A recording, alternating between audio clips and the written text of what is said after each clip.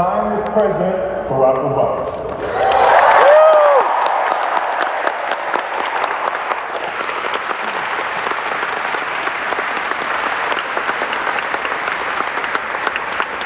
Yes, indeed. Let's see if you'll clap after this. As a reminder, please, no photos or videos.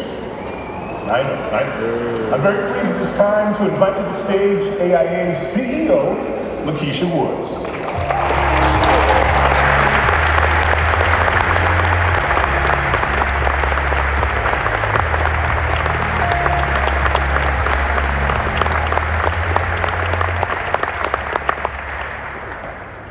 You all sound excited.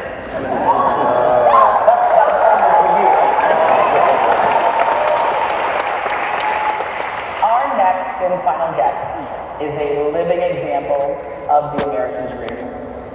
Through intellect, determination, and clarity of purpose, Barack Obama rose to become the most powerful person on the planet, the President of the United States of America.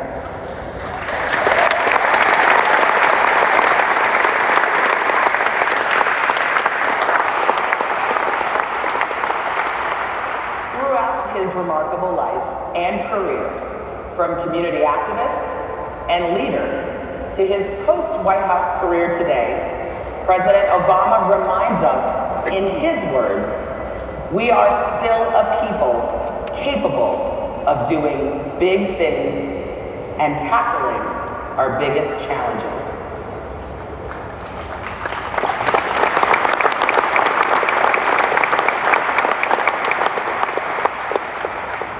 It is with immense pride that I introduce our final keynote of 822. Dan Hart and the 44th President of the United States, the Honorable Barack Obama.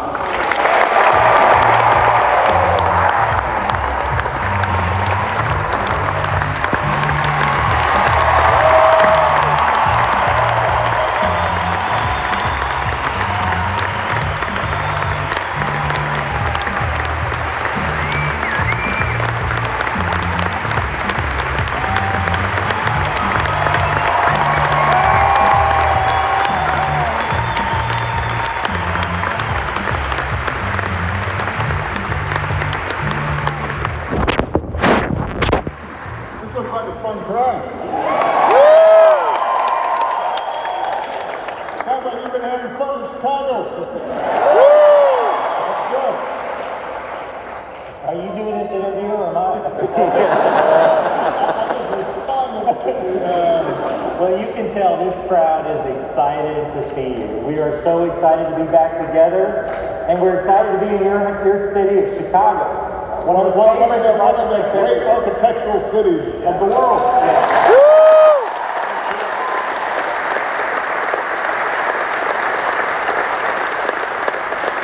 One of the favorite places architects love to come. And so we're going to talk about a number of things today. But I thought I would start with your favorite. Is there a piece of architecture somewhere in the world that's among your favorite places? Well, look, Chicago has some amazing buildings, and you all know what it's like if you take the boat tour down. It's spectacular, but I don't want to seem like I'm pandering too much. If you think about iconic buildings, I tend towards modern architecture, and so it's hard to. Yeah, I mean, you know, the Parthenon's great, so I'm not I don't want to. I'm not closed-minded, but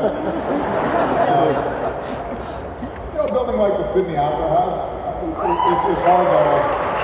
is hard to beat. I just came from Hawaii. Hey, how's and so I'm a little biased towards modern architecture that is in the kind of weather that allows you to go in and out. So well-known Hawaiian architect, or architect who worked in Hawaii, but a lot of people know Vladimir Osakov.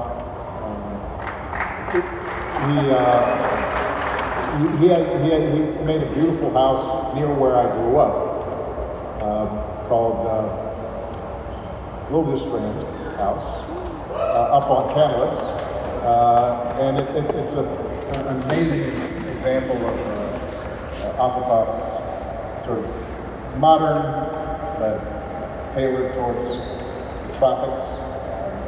It's a lovely house. It's really beautiful. He also did the chapel at my high school. Although occasionally I was escorted out for talking. My associations with that building are not as good. Well, you can start to see in this answer, I don't know how familiar this crowd is with this notion, but when you were young, you talked about the desire to be an architect. And I think this crowd would like to know, what made you change your mind? I clearly, bumped my head or something and got steered up on the wrong path. No, it's true. When I was young, I was interested in architecture as a possible profession. I think that in college I started getting interested in social justice issues, and that kind of led me into a bunch of movement work and organizing, but my love for architecture never went away. And so it's been fun working with the amazing architects that we have for the presidential center that we're building here. Conway,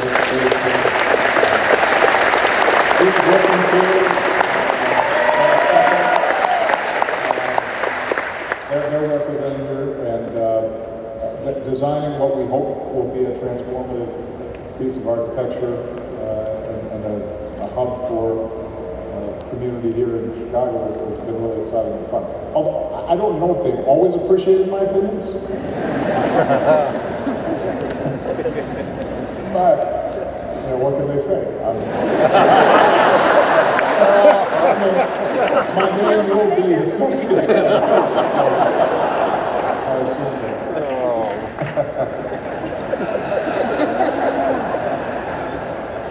Yeah, and words from a speech from Selma as part of the architecture prominently featured on that tower. So yeah, no, we're very excited about that.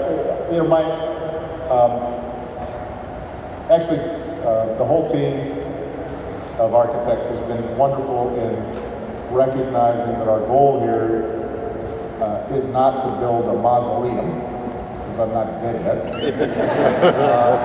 but to create a really more of a campus and a living, breathing, dynamic institution that can not only speak about the presidency and the times that we went through and the issues that we addressed, but also become a laboratory and university for social change, where young people can come and they can learn about ways in which they can impact their communities, where we have artists and writers and scholars who can come and interact with practitioners in neighborhoods. And hopefully it can also be an enormous economic engine for a city that has probably never looked more beautiful. I mean, Chicago is magnificent. What's happening with downtown and Millennium Park and Gary Auditorium.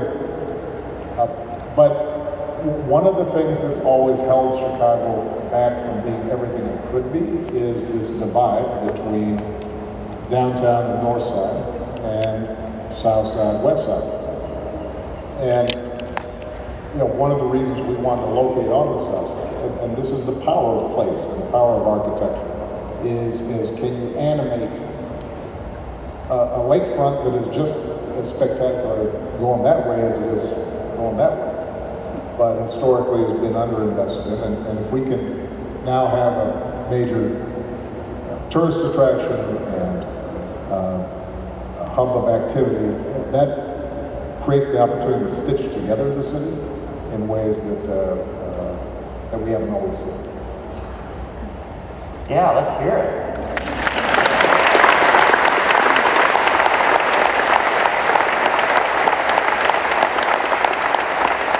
So you're talking about placement of architecture and the power it can have to knit community together. And of course, one of our two strategic objectives as the American Institute of Architects is focused on equity in the built environment.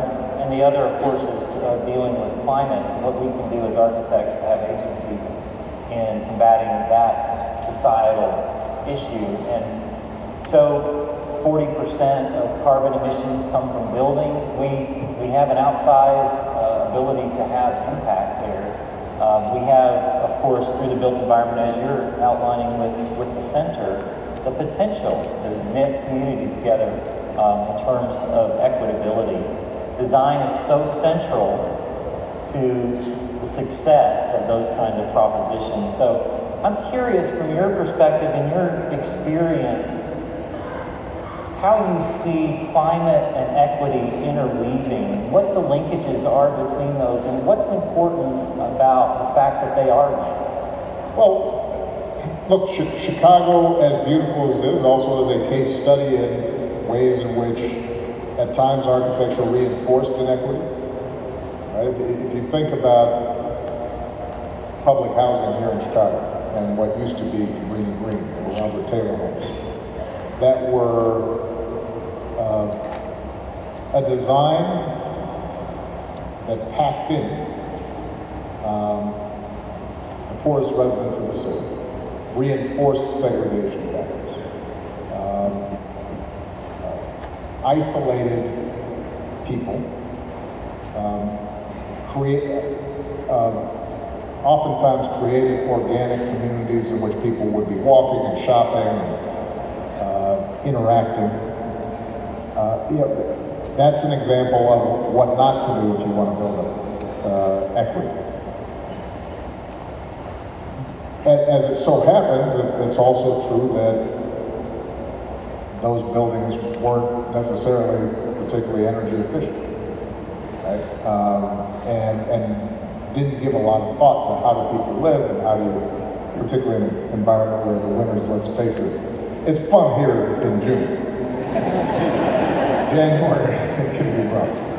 But didn't always think about how do we think about the climate and the environment in which people actually live, and energy usage and things like that. So those buildings have now been torn down, but some of the underlying failures to think about how do we plan for space and how do we create affordable housing and mixed-use housing, and how do we apply, the principles that Jane Jacobs wrote about in opposition to what Bob Moses was doing, so that we're creating organic neighborhoods in which there's foot traffic and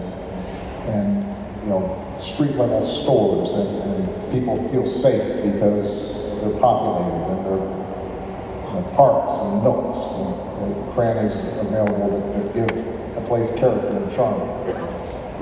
That's still not always something that we spend a lot of time thinking about. And so this is where good planning and skilled architects are needed. But this is also where government policy makes a difference. And by the way, when you think about urban, and I'm speaking more about urban environments, I tend to be an urban kid, but also from a climate perspective, let's face it, sprawl in America is not good for our climate, and so we have to think about how do we create a livable density that allows us to take mass transit and take bicycles and foot traffic and so forth. this is an example where it's not just lack of funding for affordable housing. Frankly, some very well-intentioned laws and regulations at the local level, often generated from the left and from my own party, sometimes are inhibiting the creation of affordable housing and empowering sort of NIMBY attitudes that make it very difficult to integrate communities and to allow people to live close to where they work. You're from Texas. I would argue that probably it'd be good if Texas sometimes gave a little more thought to how. Well, let me clarify. I'm from Austin. You're from Austin, so this is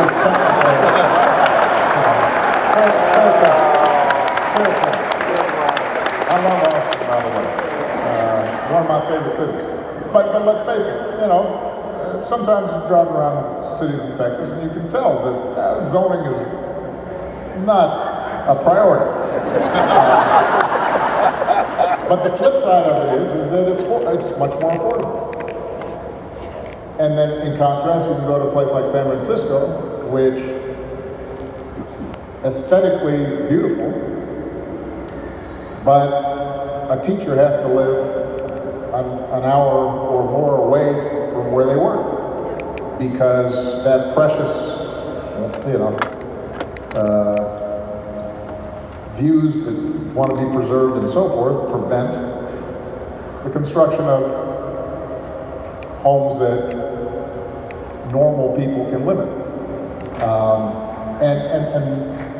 So I think that it's not just a design issue, it's also a policy issue. And the more that we have both local laws as well as federal laws that are providing sufficient financing for both affordable and energy sustainable housing that facilitate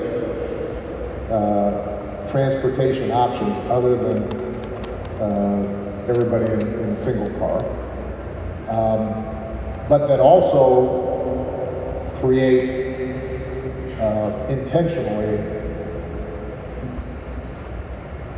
mixed use and mixed income communities. That I think is vital. And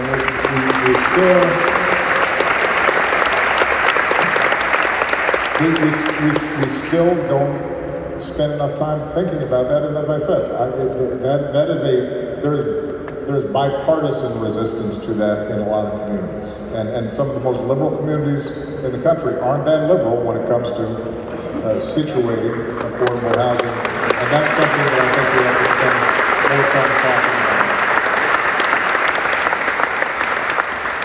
Well, you spent some time talking about the center and the thought behind placement of that, the strategic placement and the impact that it's having on the community. And I think this audience is inspired by those decisions, those choices.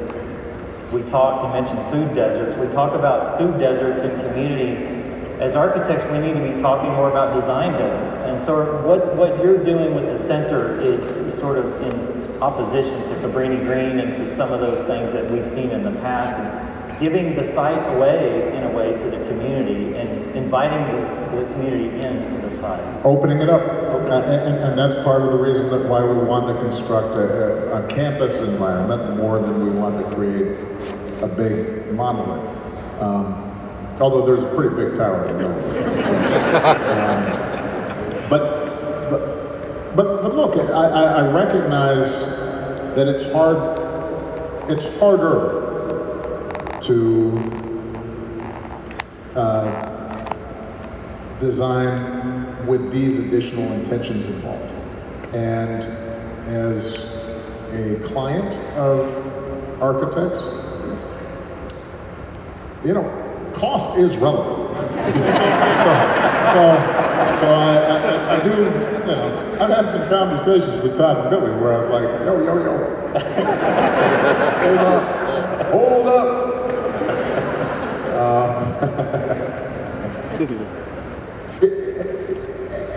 And so I think that from an architect's perspective or a designer's perspective, one of the most important things that all of you can do is to think as creatively about the use of affordable materials, thinking as creatively about designs that are lower maintenance. I think sometimes we, and this is not just with architecture, this is with a lot of things in our capitalist society, we associate quality with how expensive it is. And sometimes those things don't match up. Or we are substituting creativity by, we'll just throw a lot of really fancy marble on it.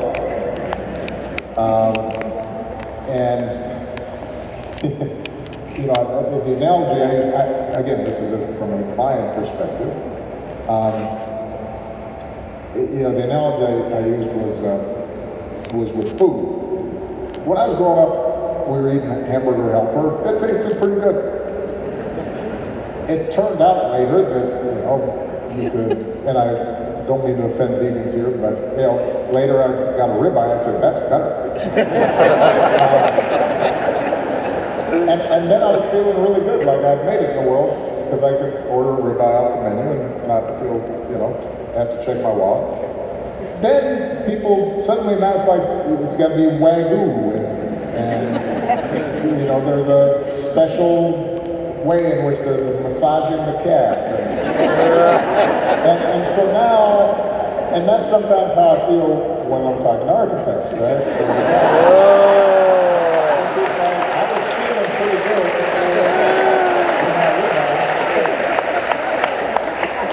And now you're all,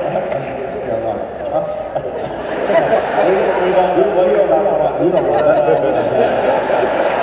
there's the Turrentine, blah, blah, blah. And it's like, all right, come on. But look, it's one thing when you're building a presidential center, large budgets, big public space. Where this matters, I think, more is when we are thinking about, as I said, just affordable housing.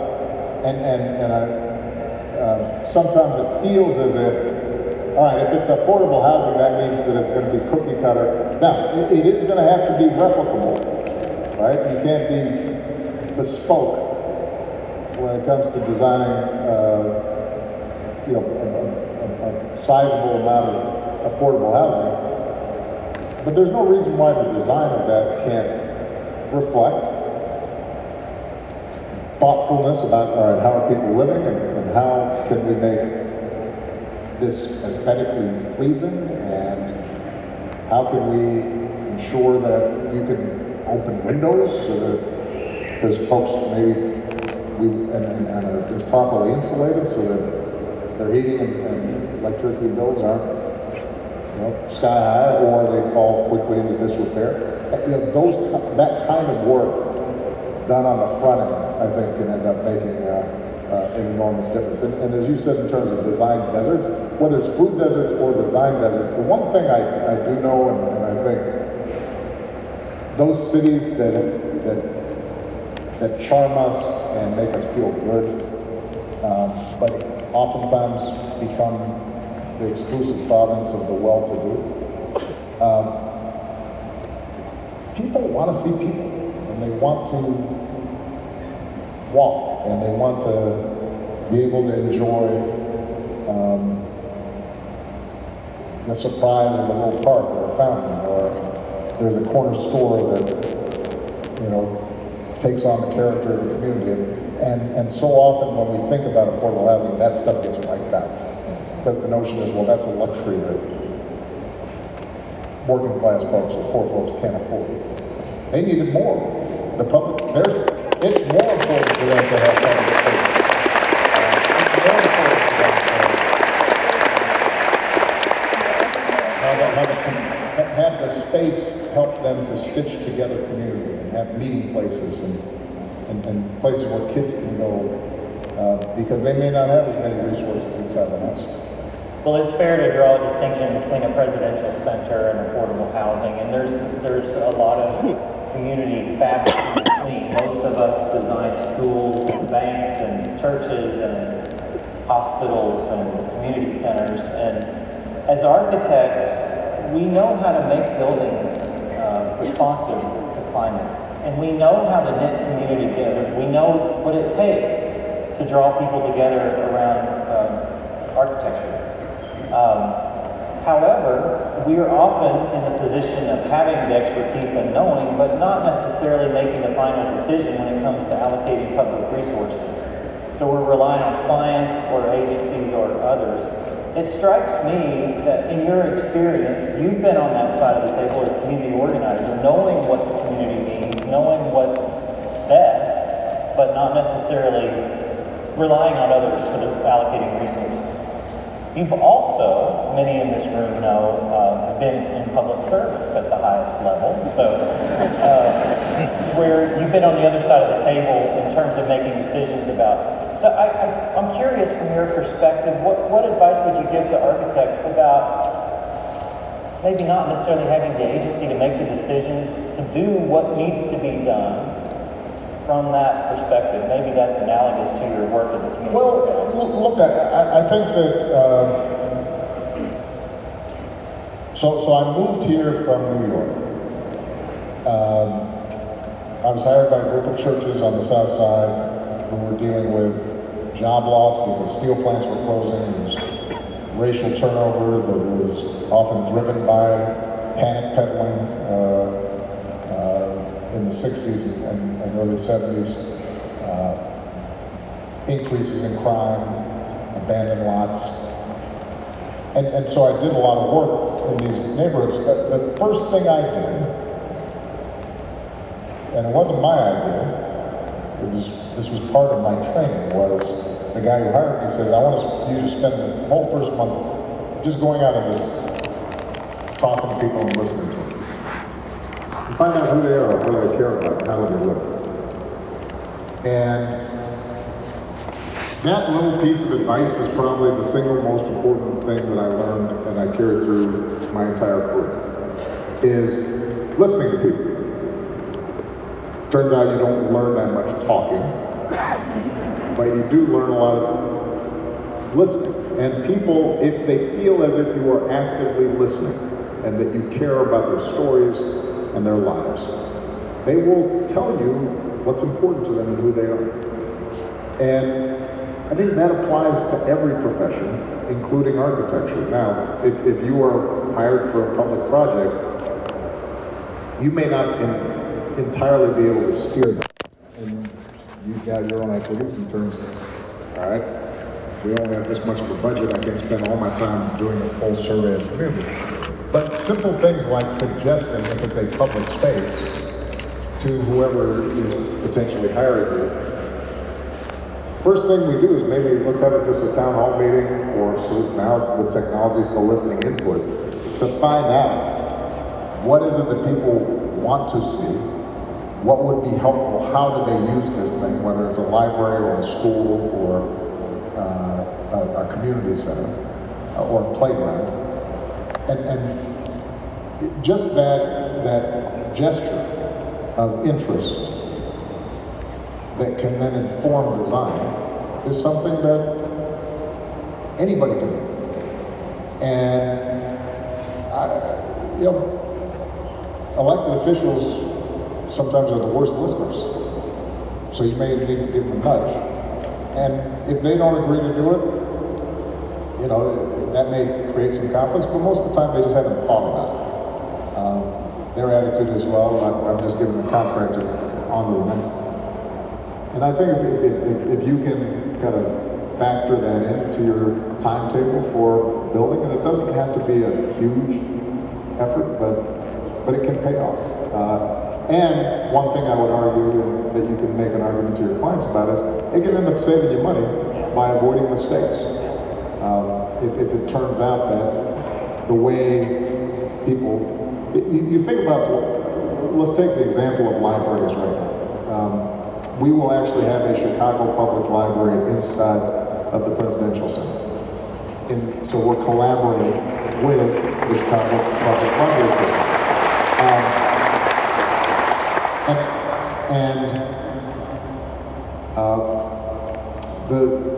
The new administration and the head of the library system here actually wrote to us just recently. We had sort of a design that was very aesthetically pleasing and consistent with the rest of the campus. But they actually pointed out, you know, one thing we've discovered now is that rather than have some smaller spaces cut up, people just want one big central space, particularly because we're not going to be stocking it like a conventional library with an exhaustive number of books, right? It'll be smaller selections. And so we're actually now in the process of working with them to help shape it based on the experiences of what they've learned about how people would use a space like this. And that kind of exercise on the front end, I think, oftentimes will end up with a better result. We've been talking at the level of community, and I'd like to zoom out for a few minutes and look more at the national level. Of course, we as architects, we exist in the world and with the milieu of what all is happening in the world. I wonder what you would say, in your mind, from your perspective, are the biggest obstacles we're facing as a country right now? Well,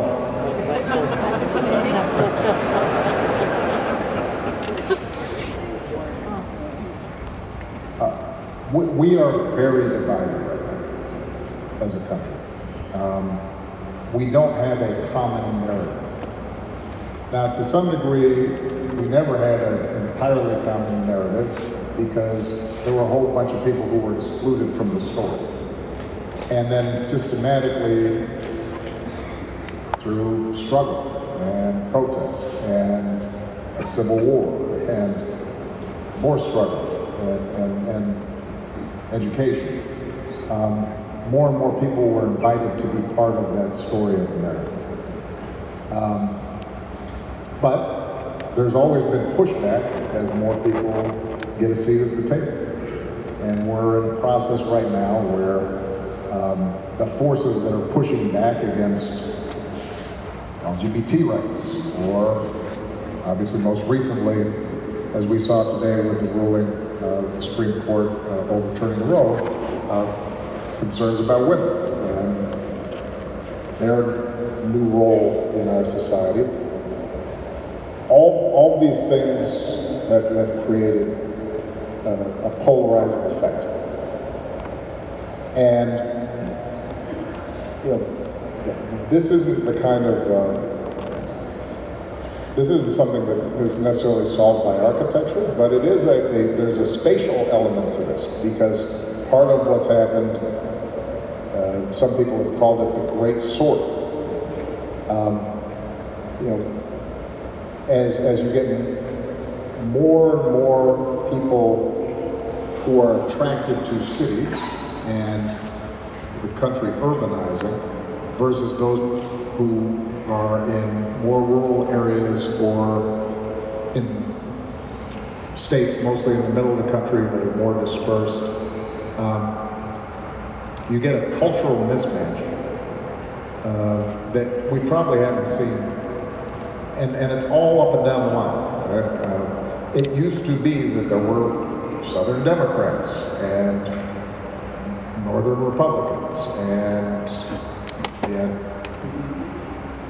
people's ideological lines weren't drawn as sharply, nor were they reinforced as much in terms of where people chose to live. And now they're much more stark. So whether you're talking about gun rights, or abortion, or LGBTQ rights, or just how or issues like police, community relations in minority communities.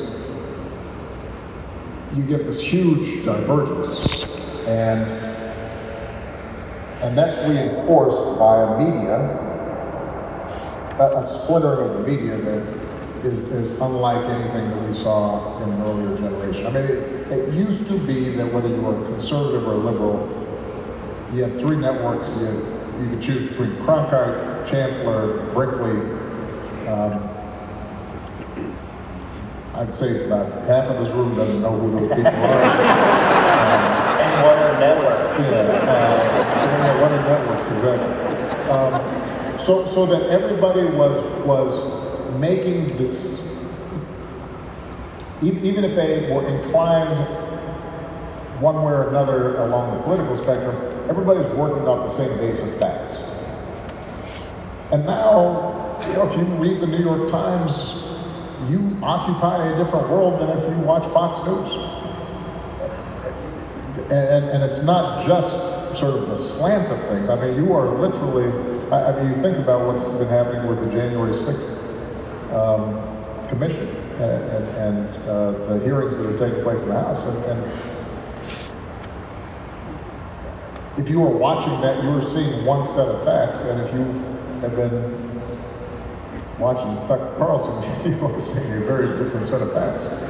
So all of this is I don't mean to make this too general, but there are obviously huge issues involved around how do we create a global market system that isn't resulting in massive inequality.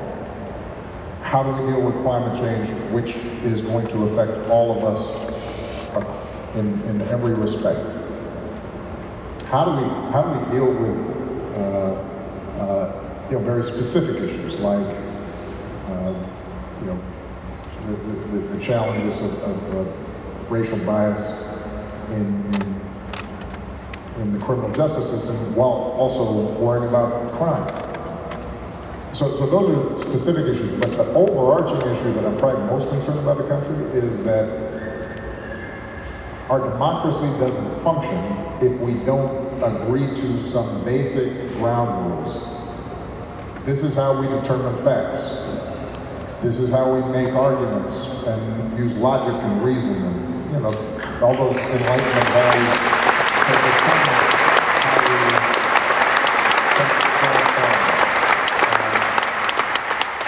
how do we compromise? What are principles we don't compromise? Right? So if I'm arguing with you about climate change,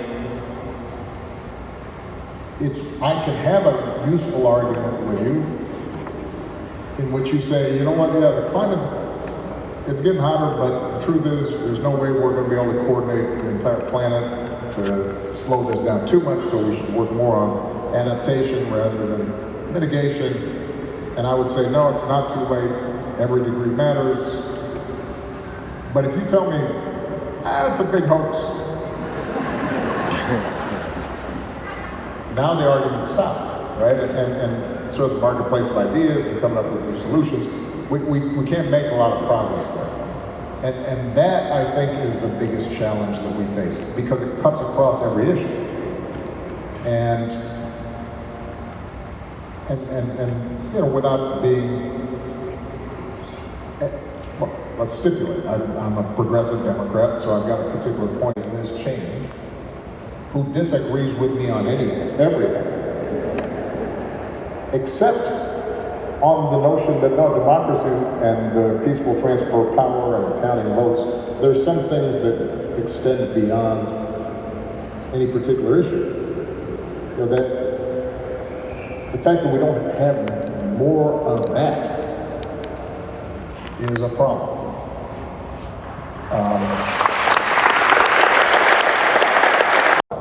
That's infecting every institution, including our Supreme Court, which is, and I'm somebody who taught constitutional law for a long time, and I care deeply about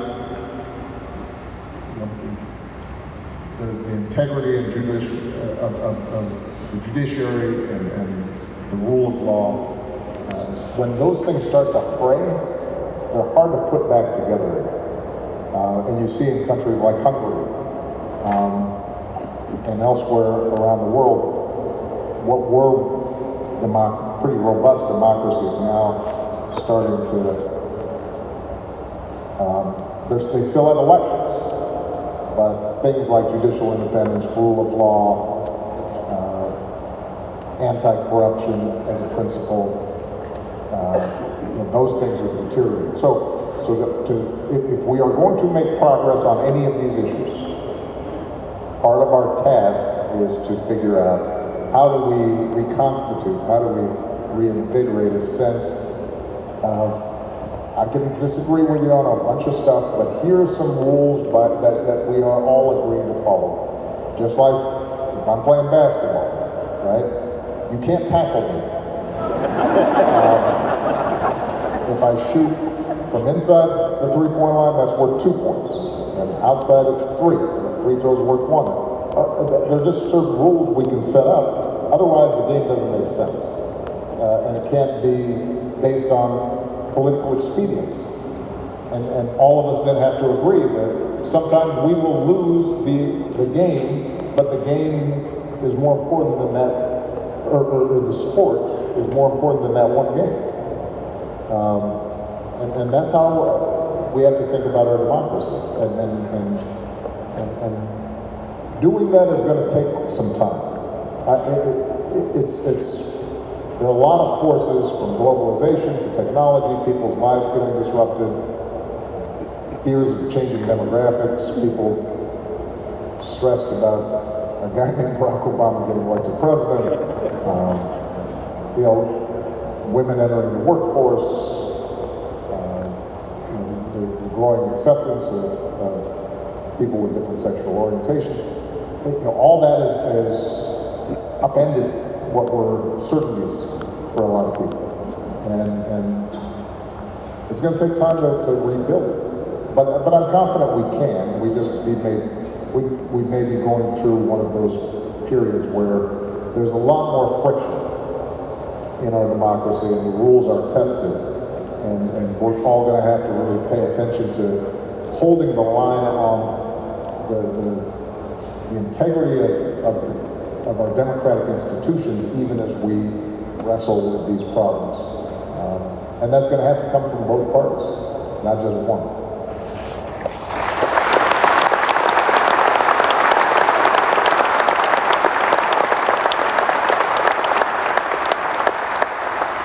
So reflecting back on your years as president, what would you point to as maybe a high or highs in that time in office, and what for you were lows? Well, I've said this before, but probably the highest moment of my presidency was when I passed the Affordable Care Act, because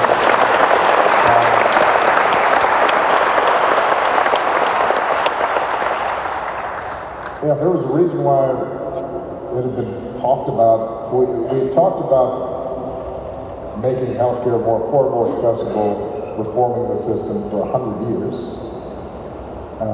It's really hard to do. It's a sixth of the economy, and that thing, that was tough. I mean, it's hard to describe just how crazy some of the debates were. I was trying to kill grandma with death panels, and I mean, there was a lot of strange arguments being made, but they got traction. For us to then, at the end of that, be able to say, you know what, this is not everything we wanted, but here's 20 million people who are going to get health insurance who didn't have it before, and then later it was 30 million people, and the night we passed that, just knowing that a bunch of folks who had written to me, who I'd met on campaign trail, who I knew in my own life, and not just, not just, poorer working people, but independent contractors, musicians, designers, small business people. For them to suddenly be able to say, all right, you know what, I'm not going to have to worry about losing my business, or going without coverage if heaven forbid, something happens to my family. That was satisfying. And we went out on the Truman balcony, which is the best spot in the White House, because we're looking out over the South Lawn and the Jefferson Memorial and the Washington Monument, and it was a nice night, and I invited everybody that worked on it, did a toast. The martini was really cold. That was a good night. I felt good. Because that's why you get elected, right? You don't get elected just for the sake of getting elected. You get elected to get something done. And if you're not getting anything done, then there's no point in you.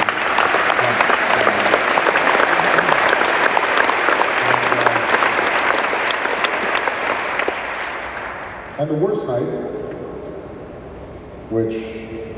or the worst day, set of days, which I would then, in some fashion, have to repeat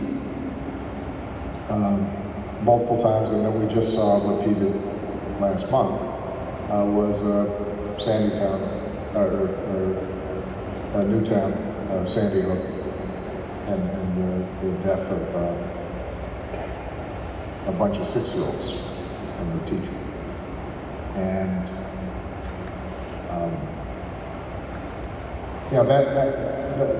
that was a low point in waves.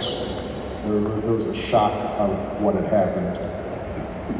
There was me traveling 2 days later to try to comfort parents to whom this had just happened. It's the only time I saw Secret Service members cry while they were on the job. And then there was the fury of Congress actually not doing anything.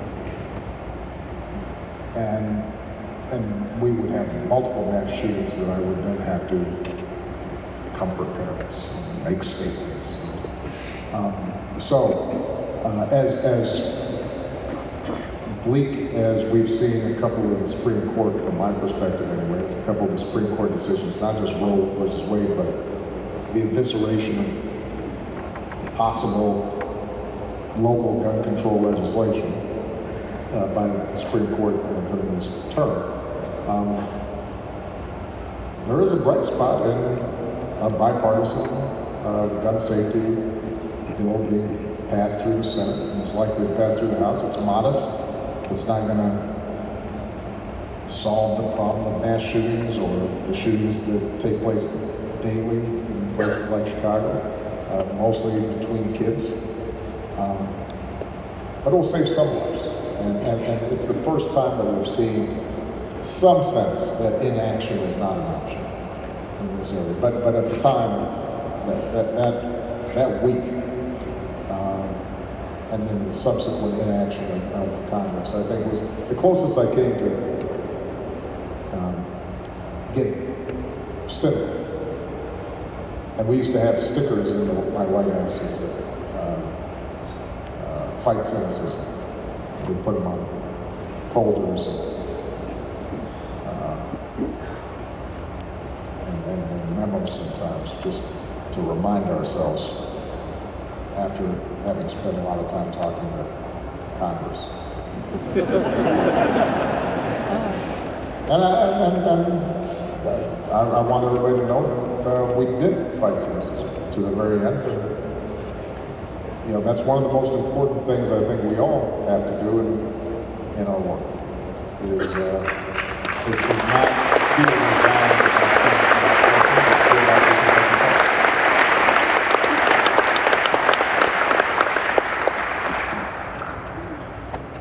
Well, serving as a leader of the free world through the highs and lows and the daily slog, that job has got to be so hard. It's pretty hard.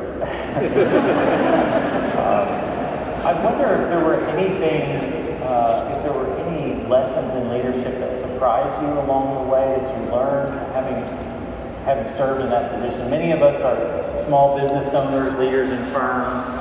Curious, that's a whole different scale, obviously. But I'm just wondering what you learned about leadership in that experience that maybe we as architects might resonate.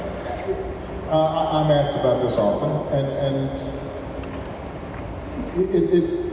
it's interesting that it may sound cliche, but the most useful answers I have are ones that really do apply, whether you're in charge of a team of 50 or 3 million people and a $3 trillion budget. And one of them is that it is important to build a culture that is focused on how do I empower the people who are on that team so that they are doing the best work they can, the best version of themselves, and they feel you're invested in them. And that I think is something that is, that comes across, whether it's the Golden State Warriors having just won the championship, or whether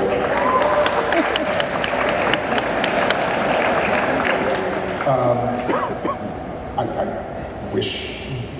Now the Bulls won 6, so I just want but Steph and Steve Kerr are friends of mine, so I'm not hating in any way. If it can't be the Bulls, I don't mind.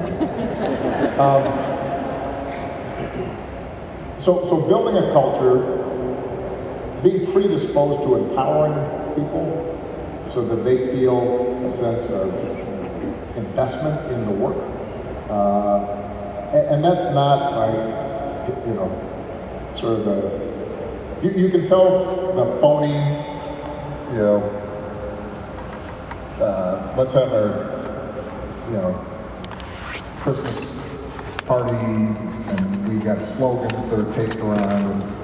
That's not it, right? It's folks who work with you can tell whether you actually care about what they think and whether you're invested in their success and development and improvement. So that's something I think that transcends organizations. Second thing is, and these are all connected. I'm very big on if you want to build a culture of accountability, responsibility, effort, that you're not too heavy on hierarchy. I always used to describe in all my meetings, the situation room, cabinet room, you've got all the muckety mucks sitting around the table. I'm head muckety muck, and then you got the Secretary of Defense, and the Chairman of the Joint Chiefs, and Secretary of State. And then at the outer perimeter would be these staffers, and the rooms in the White House aren't very big, by the way, and so they're all kind of cramped in these little chairs, and they got their notebooks, and they're taking notes, and they're doing all kinds of stuff. And I made a practice pretty early on, partly to send a signal, but partly genuinely because it was important, to just every once in a while just go, hey you in the back, what do you think? And I said, hey you, because a lot of times I didn't know who the names of these people. And many of them were like in their late 20s or mid-30s. But what I did know was they were the folks who were preparing the memos for the muckety mucks. Oh. And were doing a lot of the work. And so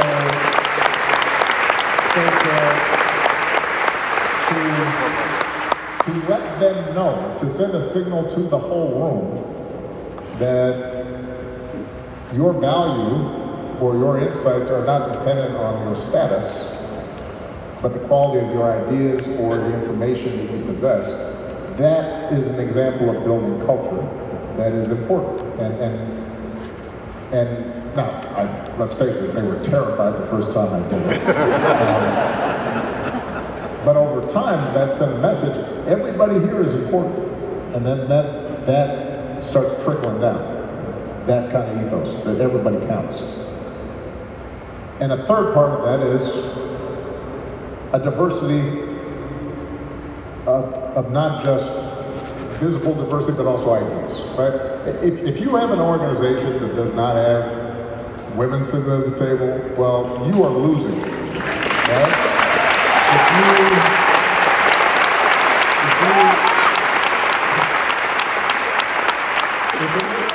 If in this current environment, you're not intentional about having persons of color, persons who have different ideas than you at the table, over the long haul, you will lose, because we all have blind spots. And I always used to describe the nature of the presidency was, no problem came to me that wasn't really hard and nobody else could solve it. Because if somebody else could solve it, they would have already solved it, and it wouldn't come to me. There's this phrase about how certain things roll downhill. I can't say the word here, and it's like public, but you know what I'm talking about. Well, in the White House, it rolls uphill. So basically, people, they look at themselves and they say, man, this is hard, I don't know what to do. Yeah, let's send him to the president, see what he wants to do. So as a consequence, every decision I had to make, whether it was how do we save the global economy after the financial crisis, how do we deal with Iran, do we mount a raid on this compound that maybe bin Laden's there, but we're not sure. Every one of those decisions was a 52-48 decision. You're dealing with probabilities. And most of the time in leadership, the decisions you are making are the ones that don't have a magic solution, 100% solution to it. In those kinds of situations, the most valuable thing is having a bunch of different perspectives, argue it out. You get the best data possible, you bring in the best information, but then you have people looking at it from a bunch of different angles. And then ultimately, if part of leadership is then finally making decisions, you make a call. But if you set up a good process in which all those perspectives have been heard, you're going to make a better decision. Well, that applies to any institution. And it is more likely to happen if you have stocked your team with people with different perspectives. And from an architectural design perspective, let's say, Soldier Field's close by. I haven't been to Soldier Field in a while, but I guarantee you, if you have women working on the renovation of Soldier Field, they will point out the line for the restroom. That's a design flaw that you or I may not have come up with. And so that's the kind of thing that I think we have to spend a lot more time thinking about. And it's like, don't begrudge it. Don't make it like it's a chore or charity. It will make you do your job better, although it may make you uncomfortable sometimes. Because, for example, I was really proud of how many senior women I had in the White House. About 6-9 months in, I was called on the fact that, yeah, you have them at the table, but you notice how all the men do all the talking all the time. And I had to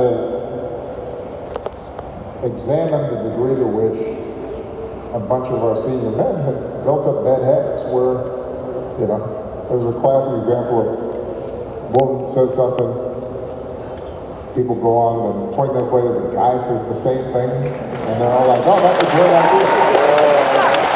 And so we had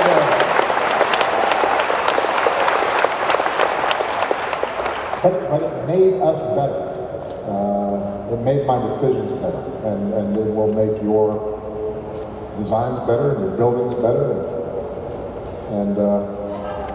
and you'll feel better. But I don't think we're allowed to ask questions because, no, I'm pretty sure because I think a lot of people would like to ask questions right now.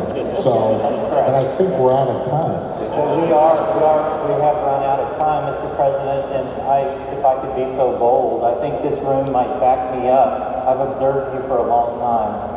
I believe you have the mind of an architect. Oh.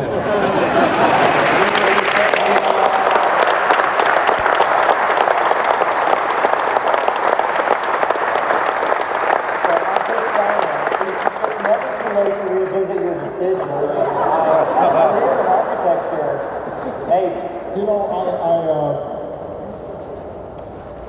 I might have the eye, but like building those little models with like little trees and stuff,